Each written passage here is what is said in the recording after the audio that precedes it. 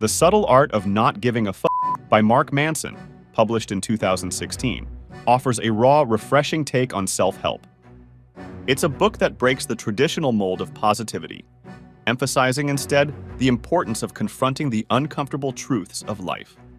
I'm here to tell you right now, we don't care. Let me tell you something. Manson agrees and says that not all things are worth caring about, and we need to find the courage to acknowledge this. Positivity is not the way. Manson argues that constantly striving for positivity and happiness is in itself a negative experience. Conversely, accepting negativity as a part of life can be a liberating experience. For example, Charles Bukowski, American poet and novelist, was a man who, by conventional standards, failed for much of his life, including struggling with alcoholism and working menial jobs. However, he embraced his flawed nature and his seemingly loser status. Bukowski didn't run away from the negative aspects of his life. Instead, he accepted them and incorporated them into his writing. It's okay not to be overly optimistic all the time. The famous epitaph on Bukowski's gravestone, "Don't try," represents this philosophy. Accepting your limitations and imperfections can lead to a genuinely authentic and fulfilling life. Accept responsibility. The book emphasizes that we have limited capacity for concern. Thus, we must choose wisely what to give our energy and time to. Manson discusses the importance of taking responsibility for our actions and their outcomes, even if we are not at fault.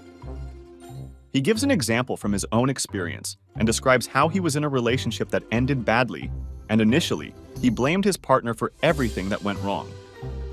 However, upon reflection, he realized that he had also contributed to the relationship's demise through his own attitudes. This realization led him to accept responsibility for his part, rather than simply blaming his partner. Value suffering. Suffering can be valuable. It is through struggles and challenges that we define our values and find purpose. This is beautifully said in the book. Pain is an inextricable thread in the fabric of life, and to tear it out is not just impossible, but destructive. Attempting to tear it out unravels everything else with it. Say no. Saying no to more things, especially those that don't align with our values, is crucial. No! No! This helps us to focus on what truly matters and keep our energy up. Manson emphasizes the importance of setting and respecting boundaries, both in our personal lives and in relationships with others. He uses the example of a person who constantly sacrifices their own needs and desires to please others. This behavior, while it may seem selfless, often leads to resentment and unhappiness. Do something.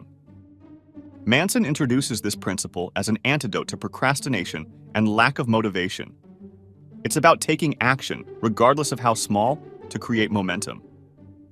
Action isn't just the effect of motivation, it's also the cause of it, he says. You may have noticed that you worry more about something before starting than while actually doing it. Taking action allows us to feel in control, even if something goes wrong. While thinking, we can come up with many imaginary hurdles that are too generalized and hard to deal with. Choosing struggle.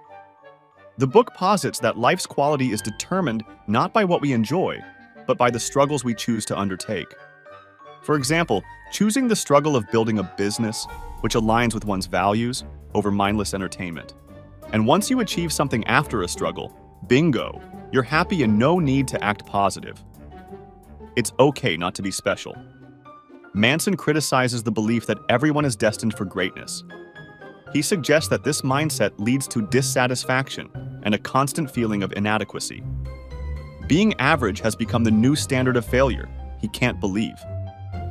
He shares his personal experience of aspiring to be a rock star in the book. He spent years trying to achieve this dream, only to realize that he wasn't as talented or unique as he had hoped. This realization was initially hard for him, but it eventually led to a valuable lesson. He learned that accepting he wasn't going to be a famous musician allowed him to focus on what he genuinely enjoyed and what he was actually good at, which was writing. This shift in perspective helped him find success and fulfillment in a different way. Mortality.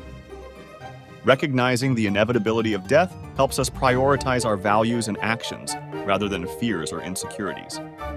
In a nutshell, the subtle art of not giving a f*** isn't about being indifferent. It's about being comfortable with being different. It's about making peace with the uncomfortable aspects of life and choosing our struggles wisely.